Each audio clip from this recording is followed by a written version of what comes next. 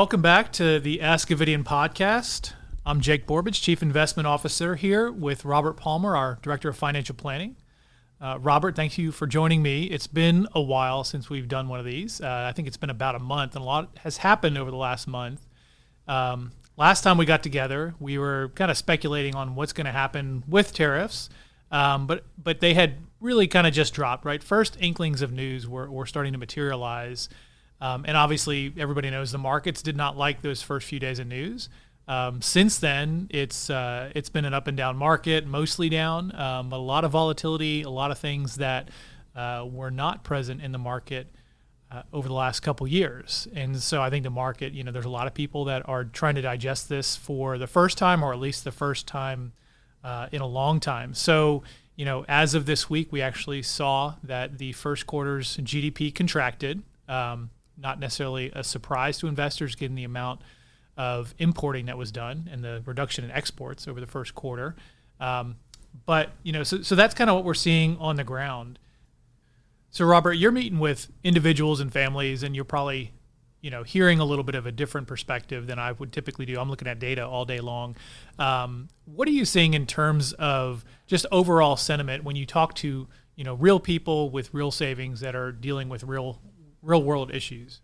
I think the headlines tend to occupy a lot of the conversation. I think people are clicking on these recession fear links, and they're starting to feel like something really bad's going to happen, and they're just trying to get their hands around what exactly is going on with the economy, how should I be invested, and how should my financial plan be able to bob and weave. So maybe I'll talk a little bit about the headlines that I've seen people cite to. Okay. One of which is coming from Reuters, and they're reporting Reuters. Okay, so the Reuters are basically saying that there's a 45% recession probability within 12 months. I know JP Morgan said 60%, Goldman Sachs said 45%, and on top of all that, you got the University of Michigan reporting that there's a 32% drop in the consumer expectations. So that's pretty bearish. That's some unhappy data points, right? Yes. And so people are just kind of being fed that on whether it's their CNBC screen all day or through the email, right? Any news stories they're picking up. I mean, what do you think that does to people's mentality when it comes to managing their money? So it's actually kind of funny because the CFP board has invested a lot of money in helping people work through behavioral psychology. That's the... CFP, Centers for Financial Persons? It's the Certified Financial Planning Board. Certified Financial Planning Board. Yes. The gold standard in financial planning, hashtag plug. Okay. And basically what they're doing is they're really pushing behavioral psychology when it comes to investing, because they know people are going to panic when they see headlines like that, and then Jim Cramer comes on Squawk Box and just provides a magnifying lens to all those fears. You had to bring Cramer in. I had to bring Cramer in. The inverse trade is real. But that being said, let's talk about real solutions. So obviously, not panicking and having a plan before something like this happens is the ideal situation to be in. But once you're in the thick of it, you may not have a plan and you're trying to figure out what to do next. So I can talk to you a little bit about what we're telling clients to do and how we want them positioned moving forward. Do you think that might be helpful? Yeah, I think so, because if you just take a step back, I mean, what we're seeing in terms of recession probability forecasts today versus what we would have seen, 3 or 4 months ago, vastly different, right? And we talked about this a few months ago, where we said, okay, the market is priced to perfection. The odds of inflation have come way down. If you looked at Google search terms, you would see that people are in December and January, people were no longer searching for the word recession. They were searching for the word soft landing, growth, like those sorts of things were on people's minds. So the odds of, economic contraction was just the furthest thing from where people's heads were at, and markets were priced in that direction. It's interesting to see how quickly that sentiment can shift with, just a handful of news stories. They're obviously very big news stories, and how that can kind of cascade into market performance and also individuals' behaviors. Yeah. So what are we telling people? Like, what are the positive behavioral attributes to have during this type of market? Yeah. So I think that the best thing you could do is first stay calm, which I know sounds very generic, but it's true, because whenever there's a market downturn, there's also a lot of market opportunities that emerge as a result.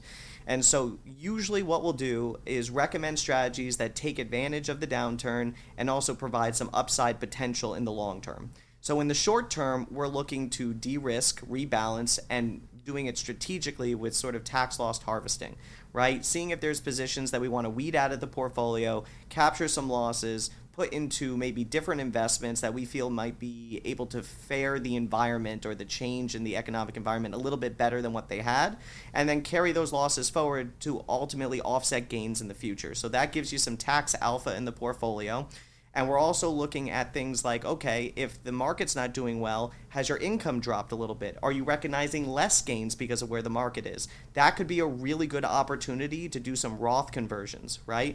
You basically take pre-tax dollars that you're going to have to pay ordinary income tax on in the future, but you can take advantage of today's low rates and the drop off in your income and realized gains and do the conversion now. So all the future value is going to be tax-free inside of a Roth. And it doesn't matter what your income is to do a Roth conversion. So you can kind of optimize your tax bracket, get things staged in a tax-free vehicle, and the best part about it is that those assets are going to go into that tax-free staging at a time where the market's on the downtrend. So if you're going to capture appreciation, why not do it tax-free? Yeah. I think those are all good points, but I think, the key piece to being able to take action on any of those points is, number one, you've got to have a really high quality financial plan going into a volatile environment like this. You have to know, number one, where all your assets are. You have to be able to quickly assess, what your tax situation is, not just from, the gains and losses of your positions, but your income, and how does all that work together? How does all that factor in, which is not an easy thing to do. But then also you have to have the tools available to you. So loss harvesting may sound simple when we just talk about it on a podcast, but really it involves understanding what you own, understanding what is actually a viable candidate to, harvest into if you want to continue to have similar market exposure, understanding what that reward is, right? That tax alpha component. And really, tax alpha is kind of the lemonade that you make out of the lemons of a highly volatile and sometimes, negative market environment. You're finding ways to reduce tax liability, or put another way, to increase after-tax income in a market where your portfolio might not be doing what it's supposed to be doing. But I think one of the critical points there is those tools are typically available if you have a diversified portfolio, because you have stores of value that are going to produce the income that you need to live on for an extended period of time, where you don't have to worry about touching your risk assets in a forced sale environment. So you can be pragmatic, you can be patient and thoughtful about, do you loss harvest? You're not a forced seller. You don't have to just blow out of assets to spend. You're thinking, okay, do I transact in a way that brings me tax alpha? Is that right? That's right. And if you're going to be doing the technical transactions, you also got to be aware of the wash sale rule, right? You want to make sure that you're not just getting a basis adjustment, but you're actually capturing those losses. Yeah. And so the wash sale rule, it can get kind of tricky, right? Especially when people use ETFs or mutual funds. There's a similarity test there that you really have to kind of know the ins and outs of before you just make a trade, right? If you buy one ETF, or if you sell one ETF and you buy another ETF that's virtually identical, that might fall under that wash sale rule, and you may not actually be able to harvest those losses. You just really want to make sure that you go in eyes open, you know what you're doing, or if you don't want to take that burden on, you just make sure your financial professional is handling that for you. Absolutely. Yeah. And I would just also add, as an additional consideration, it applies to transactions that take place in tax-deferred accounts as well. So people think that it needs to be a taxable account that has basis and that's where it applies. No, it applies to all your accounts, and it could be a worst-case scenario from a tax alpha standpoint. You'd go negative if you wind up with a wash sale trigger taking place in a pre-tax account. What are we doing for clients when it comes to inflation, or maybe it's short-term spikes in inflation? How are we advising them to kind of navigate that landscape when maybe 5 or 6 years ago we talked about spending, we talked about adjusting for inflation, and maybe 3-4% was a kind of a reasonable number.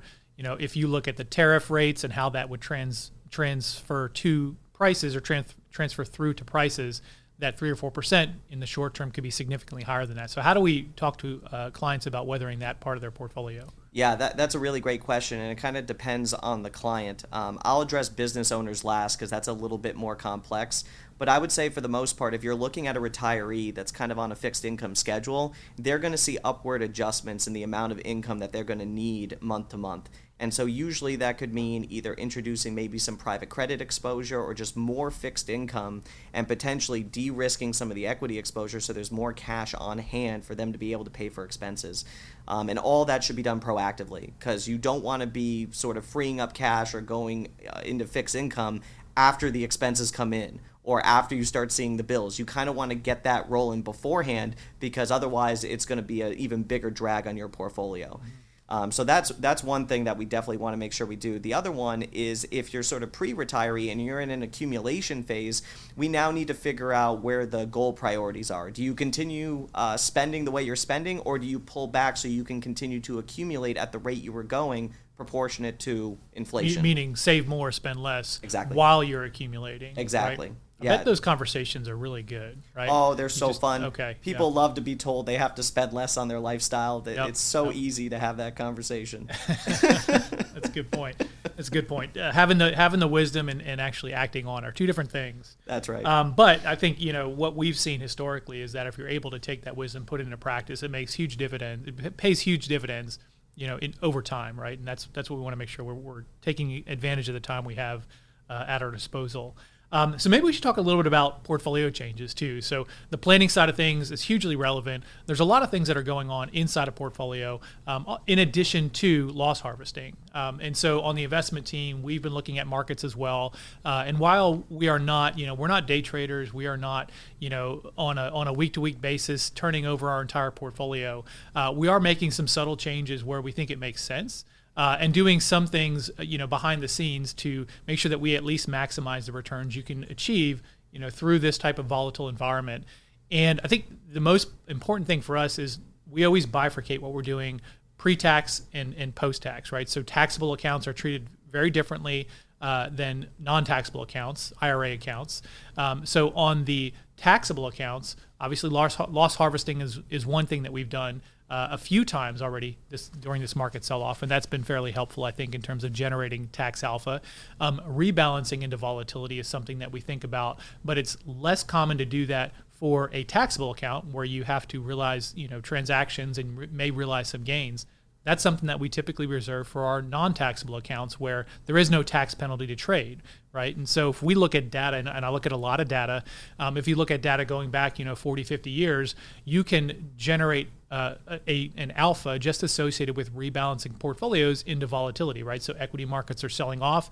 Your store of value, maybe it's your bonds, maybe it's your cash, maybe it's some other diversifying asset, is holding up. Well, as you see equity markets sell off, you have some thresholds in place. We typically think about our rebalance thresholds as plus or minus 5% over underweight. When we start looking at a portfolio, we'll look at, okay, if the equity allocation is underweight by 5% because it's sold off, should we rebalance into that, which basically just means buying some or selling some of the things that haven't sold off, buying some of the things that have sold off to get a little bit more risk into the portfolio when assets are on sale, right? And I wouldn't say they're on fire sale prices, but assets are definitely on sale versus where they were last year. So that's one of the, I would call that almost a passive change because it doesn't require us to have a different view on what's going to happen with tariffs. It just requires us to understand that equities that we want to own long term are cheaper today than they were 3 to 6 months ago. I would also say that technical rebalancing where you're looking at the proportionate weight within a portfolio, I've had some clients discuss that with me as though they have done it themselves, but I can assure you that it's typically not done to the level of with the amount of discipline necessary to really effectuate a good result for their portfolio. Yeah. It's usually always after the fact, and they're not sure which parts of their fixed income exposure they should be selling to scale into equities, or even which equities to buy or how to buy them. So the standard advice that I give if people are sort of do-it-yourselfers is that if you're going to free up capital and put it in during a volatile time, you should probably dollar cost average in. Don't try to time the highs and lows. Don't try to bomb tick, yeah. Yeah, don't try to do that. And identify a time horizon that works for you. Maybe it's 3 months, 6 months, 12 months, 18 months. For me personally, I'm scaling in over the next 12 months in a disciplined fashion. Basically, at a set time every month, a certain amount of money goes in, just like with your 401k when you get your paycheck, and it just scales into the market over time. It winds up statistically being a much better result than trying to time the bottom. Yeah, just have a plan. Develop the plan before the bad news happens, hopefully, but have a plan and then stick to it. Don't get scared off of it just because market volatility increases, or maybe the market rebounds and you're thinking, okay, I missed my opportunity. That's right. So those are easy things that you. I say the word easy. Those are things that you can do that are scalable, that don't require a ton of time, and you don't have to know what's going to happen tomorrow in the market. You don't have to say, I like Japanese stocks over UK stocks or over US stocks. You just have to know that certain things that you used to own are on sale today. And you just treat it like a sale, like you would in any other store, right? You're getting more of what you would have gotten a couple days ago. Within a portfolio, right? So we do make some active decisions in the portfolios to try to either pre-position for these types of events, not to say that we're calling the market, or to take advantage of them after they occur. That goes beyond loss harvesting, that goes beyond rebalancing portfolios. And so one of the things, I think we talked about this back in January, is that when the markets were priced to perfection, one of the things that we did is we observed what we consider to be our winning basket of stocks, our momentum stocks. And some people will own those through the triple Qs ETF. That's one that I know gets a lot of traction in the market. It's very, very heavily utilized and has performed quite well over the last couple of years. Our firm uses more of a momentum basket of stocks, but it's similar. It's the stocks that have won by the largest amount over the last 6 to 9 months. We look at the price of those stocks, and we look at the relative valuation of those stocks versus just the broad market. And we know that those stocks are typically going to be more expensive because they're winning, right? You tend to pay up for winners. But we also know that, again, looking at the historical data, there's a limit that the market's willing to pay for the winning portfolio. And in January, what we realized was, in just kind of looking at the data, that we were basically at that limiting price, right? So there's only a couple ways you can get beyond that price. One is that you have to have substantial acceleration in earnings growth, which we did not expect that to materialize because we were already growing earnings in those momentum baskets of stocks very quickly, or prices need to reset and then you restart a momentum trend. And so we actually removed the momentum basket of stocks from our portfolios back in January. And really, it wasn't because we thought tariffs were going to disrupt the world. We just thought that those stocks have probably run out of gas for the interim, call it the next 3 to 6 months. We continue to revisit. We look at that signal every month to say, okay, is it time to get back in? Since we made that trade, the winning basket of stocks has actually changed, right? So the winning basket has sold off. The winning basket has changed. So now it's less Mag 7, less technologies, shifted more towards healthcare, a little bit more towards financials. So that basket's looking a little bit more attractive. And then when we took that basket out, we added some lower price, kind of more value-oriented stocks, which have actually done quite well, have held up a little bit better than the broad market during this sell-off.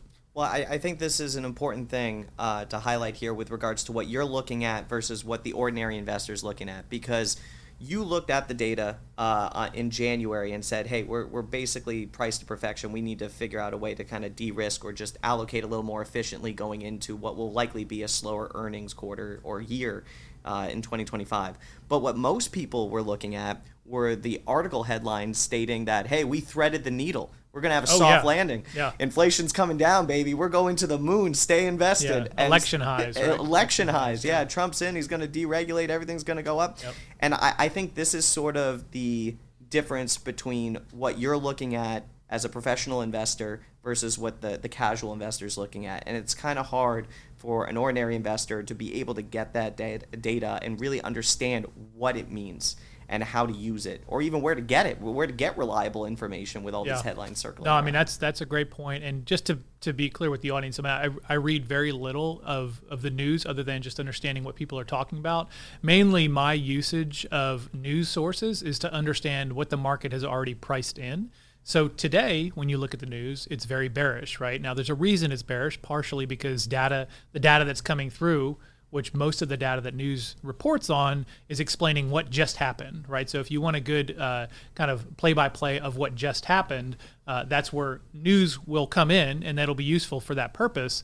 But investors are trying to understand what's going to happen, right? And not to say that we can predict the future, but we are trying to understand, is the market getting more receptive to, growing earnings? Is it getting more, is it getting more difficult to grow earnings? Are there different trends that are taking place? Or is are investors pricing in significantly higher potential of bad news going forward than they had in the past, which I would say today the market is pricing in a much higher chance of bad things to come as opposed to what it was pricing in January. So as an investor, what that means is that's a little bit refreshing. That means that when there's a higher level of uncertainty about the future, market return expectations actually increase, right? You require a higher level of return to take the risk to invest your money.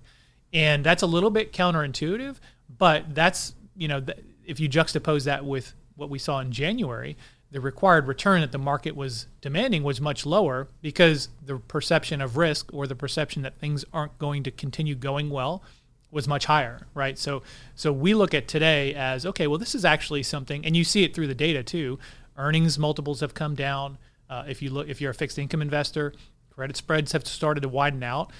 Those things imply historically, through decades and decades of research, those things tend to imply higher forward returns, as opposed to when things are priced to perfection, you typically expect lower forward returns. So, ladies and gentlemen, if you're looking to kind of manage that fear, what you just heard is what you need to do. There needs to be a dedicated process in place where you're aggregating data, you're understanding long-term market trends, and you're making informed decisions. And that does not mean having to trade on news headlines. In fact, as you just stated, that kind of falls to the sidelines. So to circumvent behavioral psychology and to make sure you have confidence in the strategy you're deploying, you really need a dedicated process that has relatively predictable results in the long term. Don't try to just go for the short-term profit. And I think that is going to have the highest probability of success when it comes to navigating these types of markets. Would you agree with that, Jake? Yeah, I think that's a great point. And it actually kind of brings up some other things that we like to talk about on the investment team, which is really just, diversifiers in a context that, finding things that are going to perform well or defend against equity drawdowns.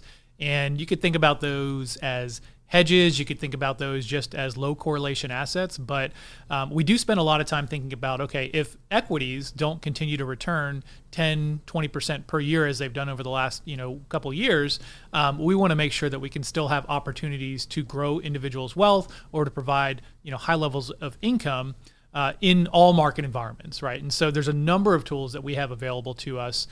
We make all these tools available to our clients, to our investors where they're appropriate.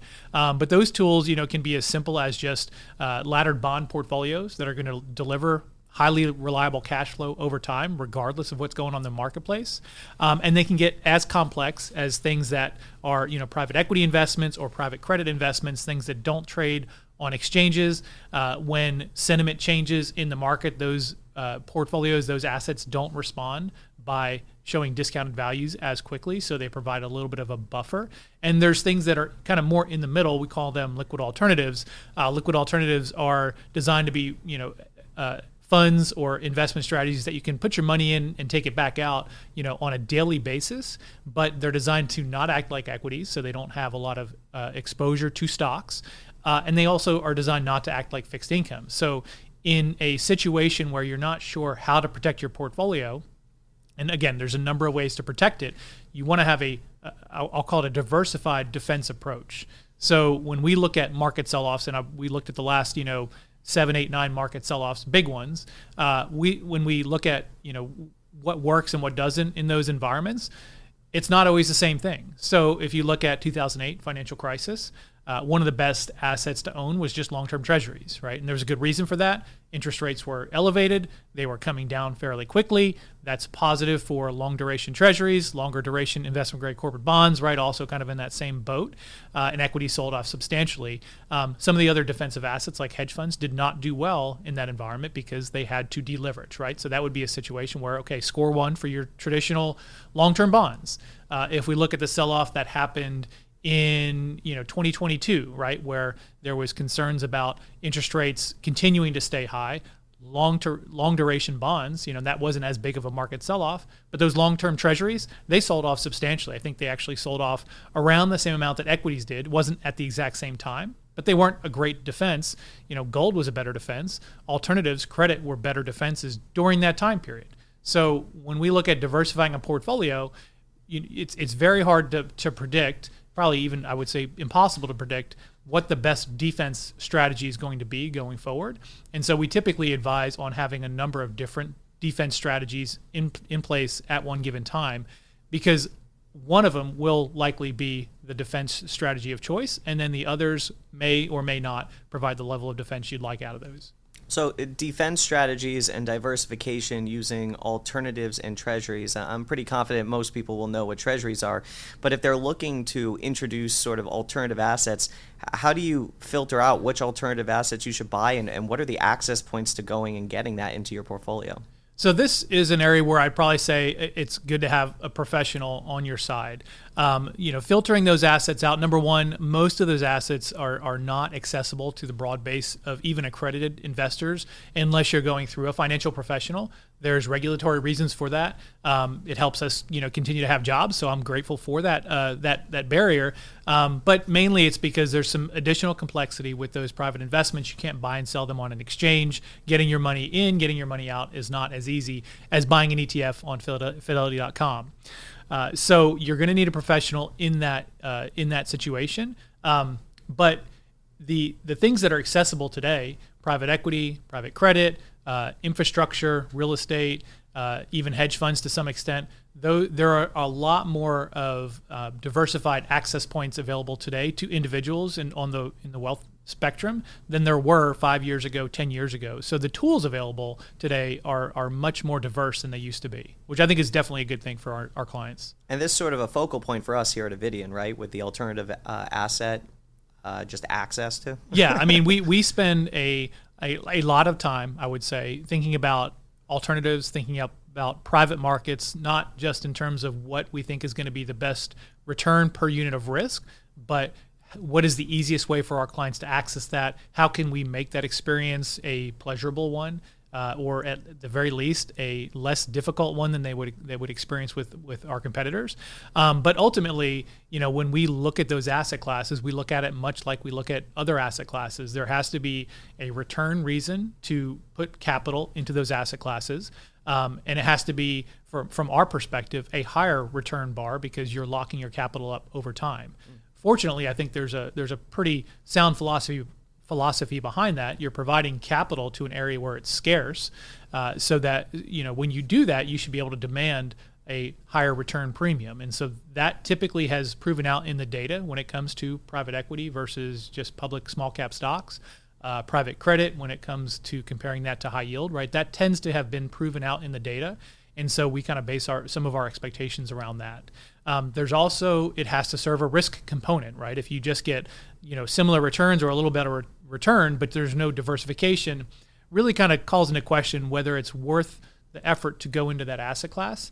Fortunately, I think there is a strong case to be made that you actually access different risks when you go into private markets. It's not that you're accessing no risk or that you're removing risk, but you're taking different risks in the private markets.